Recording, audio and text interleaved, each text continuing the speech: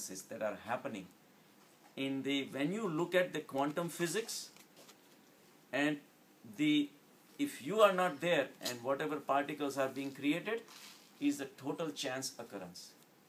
So there is no relationship of one particle to another particle.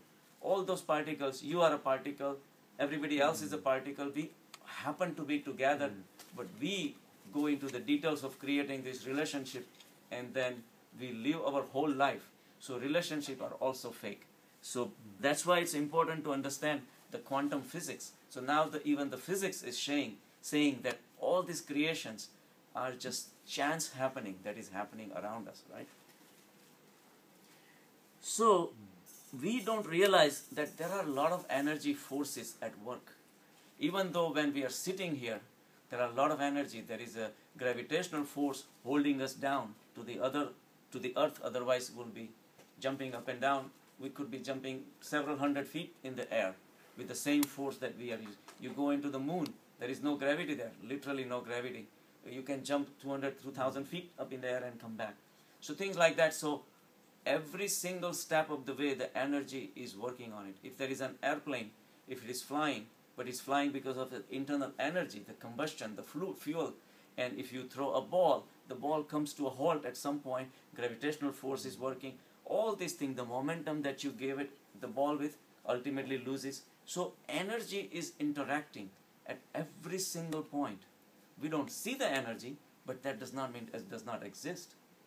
The solid mass that we see is also energy, and the movement of all these particles or the solid objects or you and me and the machines and everything, even the trees swaying in the air, the wind energy is blowing, all there is a constant play of energy. So energy is playing all the time. The condensation of the energy is like an eddy in the current in the lake. The water keeps around and creates an eddy, vamal the bolte hain. So that is a temporary appearance. We are all that.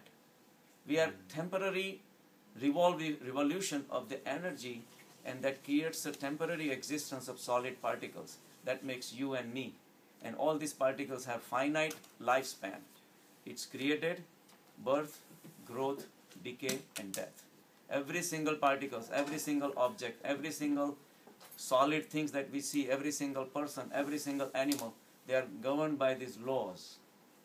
But there is something beyond. So every single existence, there is something that exists forever. And that's that consciousness, that infinite consciousness that creates, operates, and dissolves. It generates, operates, and destroys. That's the God. That's the consciousness. That we have to understand, that life is nothing but energy. And there is a play of the energy. So if we consider this finite world as a final step, then we are wasting our life. We have never scratched the surface of what can lie beyond. So where even the quantum physics stops, because quantum physics says we cannot go beyond. Beyond that, there are so many possibilities. There is a consciousness that is operating, but we don't know where the quantum physics even stops, the religion takes over. So we are taken further up at the spiritual level. So the existence of energy, which is constantly there, even if you are sitting here not doing anything, Earth is rotating around the sun 220 kilometers a second. Tremendous speed we are all going.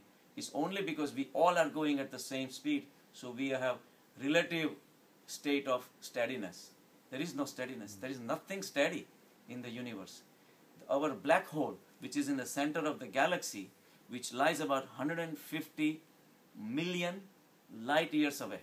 That means the light at 186,000 miles per second, it will take 150 million miles to reach to the center of our galaxy.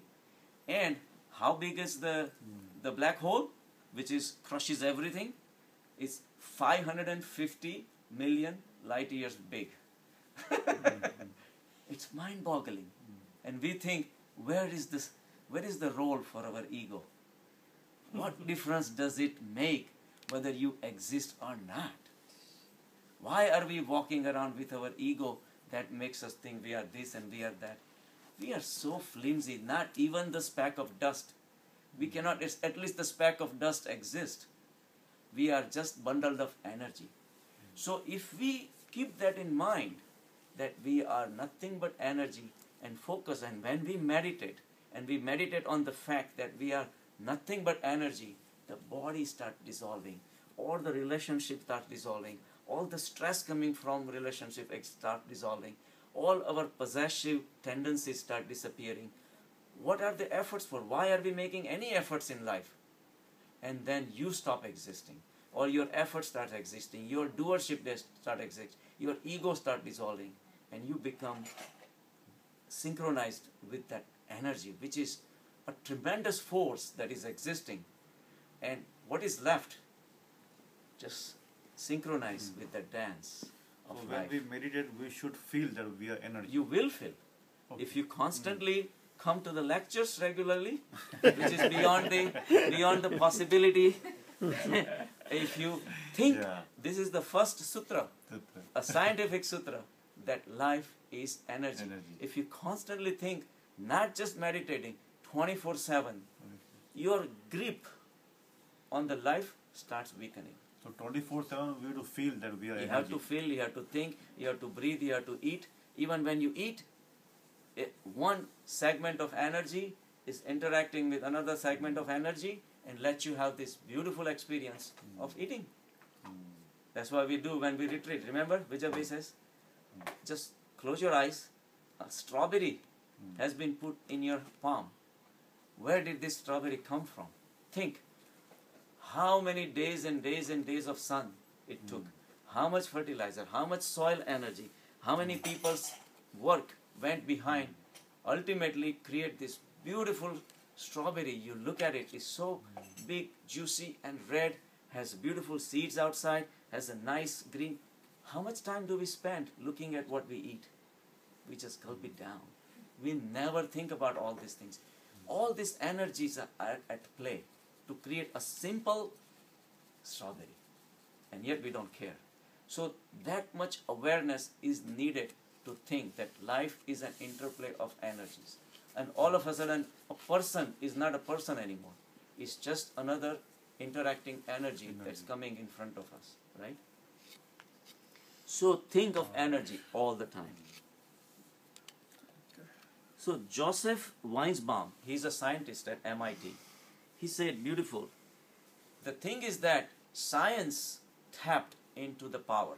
Now science has told us that mass and energy are equivalent. They are interchangeable. At quantum level, there is a continuous changeover happening. In fact, in the quantum physics, the mass is described in the packets of energy. Theoretically, a mass should be described as weight, or a size, or a shape, height, depth, right? That's how we traditionally describe any object. But at quantum level, it is described as energy, the units of energy. This is how much energy unit is in this much. So even the scientist at the quantum level has accepted all these things, right? So, but what science in the beginning did was that it promised that each atom has so much energy built in. So it, for the first time, it made us realize that even in this minutest level, there is so much energy. So the quest for these building blocks of all that minute level was very genuine. But as soon as what happened was the power was realized, the struggle started happening. Just the same way the religions have been converted into commercialism, the power became commercial. As soon as the power was, the atomic bomb was invented, the power struggle started. Who owns that? How much I can use that power to suppress you? How much I can do to acquire what I want? The power became commercialized. But only the genuine people who were in science, they realized that this was the downfall. Albert Einstein, who invented the atomic energy, he was very upset at the use of atom bomb in the Second World War, because he invented this in a genuine fashion, but he was afraid that it will be utilized for the destruction of the mankind. So this Joseph Weinsbaum a scientist at MIT said, it's a beautiful sentence he had put down, that science promised man power, but as so often happens, when people are seduced by the promise of power, the price is servitude. The balance shifts. Who has the power? Alexander had the power. Somebody else has to become a slave. So whoever was holding on to the power, the duality got in. The power was universal. At the universal level, there is no the same consciousness that you have. I have the same consciousness. Only the way I utilize makes me different than you. I may be smarter than you. I may be dumber than you. If I'm more dumb than you, I feel inferior. If I'm smarter than you, I feel superior. All that duality creates the friction. And the slavery starts. So he said that the promises of the power, the price was a servitude and impotence. That I felt I cannot do anything. I feel important if you are holding the atomic weapon in front of you. I have to serve you. Right? So that's what happened. But he said, and it's so beautiful, that power is nothing. Power has no value. Power is nothing if it is not the power to choose. A scientist saying that, what a philosopher J. Krishnamurti had said, that freedom to choose is a great freedom to have, but freedom from the choices is the ultimate freedom. So power is nothing if you have lost that power to choose. At the infinite consciousness level, you can be anything. You have multiple potential possibilities, and that's the ultimate power. You can be anything, but once you decide that you want to have this, create the duality, you are locked in, and your power to choose is gone. You have to remain at the level of adaptability. So that was a beautiful thing that I said. But the yoga teaches you to lift you up at the spiritual level. At that level, you are not affected by the material things. So what happens if you live your life at the material level versus if you live your life at spiritual level? At the material level, there are laws that governs the interaction of the solid particles happen. So if particle A interacts with particle B, it bangs it, and then they go in certain direction, one goes another direction. Everything can be calculated. You can predict if one particle with such and such momentum hits another particle at such and such momentum, such and such direction, it will go. So this is all predictable to some extent. So if a particle is interacting, there is a future possibilities I can predict. So that 2 days from now, this particle will be here.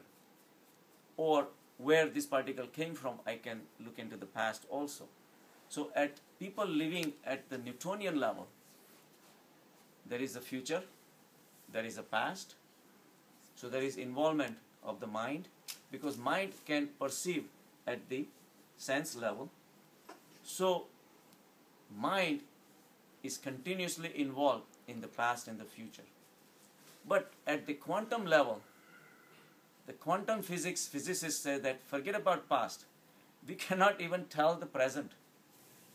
The particle that they are seeing, there are a lot of questions which are being raised, that is it really a particle or not? If this particle, you have two choices. You can predict what is the momentum and what is the position of the particle. You cannot tell one or the other. So they say our grip on the present even is weakening. So there is no way we can predict the future. There is no way we can know where it came from. So quantum physicists are literally very close to the spirituality. That's what spirituality says. That past is useless, future is senseless to predict. So what you can do is synchronize at the present level, and even at the present level, you cannot hold on to, you cannot have grip. All you can do is dance. That's what Rajni's always said. The meter, the word meter in English is a beautiful word, means to measure. Things you can measure, you can use sensitive instrument that you can measure the height and the weight and the depth and all these things of a particle. Say you want to measure the time at the very atomic level, you can measure the time that this is 0.001 seconds or whatever, ultra sensitive instruments you can do it. So if you want to measure the present, but by the time you measure the past, the present becomes the past. So you have no grip. you have no grip on the present moment. So now the sensitive instruments are realizing there is no way to break down the time into the ultra smallest fraction, because there is a limit. All these instruments can go down to certain level, and yet we know it exists. The moments are passing in front of you continuously, so we know it exists. The future comes to in front of you to become the present. The present, as soon as you even try to grasp, becomes the past. So there is a continuous motion is happening, but you are helpless. The mind is not strong enough or powerful enough to grasp this change that is happening. So what you can do is enjoy the present moment. That's all you can do. You can be in the moment. You can dance with God, but forget about gripping Him with your senses. Enjoy the present moment and go for hiking. Exactly. So when you do 100%. Yeah. Whatever you do, you involve yourself to the 100%. That way, past doesn't bother you, future doesn't bother you, and the present is continuously going. So you just dance with it. And that's what scientists are listening from this rishis for centuries. So future beliefs exist only for the people who believe in the solid physics, but the time has now come to transcend ourselves from the material planes into the spiritual planes. Now the language of the physicists who deal with the quantum physics is becoming almost similar as our rishis and all these ancient people who have enlightened state, Buddhas and Mahavirs. Buddha himself had said that body is nothing but swirling particles. Actually, he knew the number of particles it takes to create a body, a human body. Amazing, going into meditation without all this sensitive instrument and know that these are particles revolving around, and that's exactly what it is.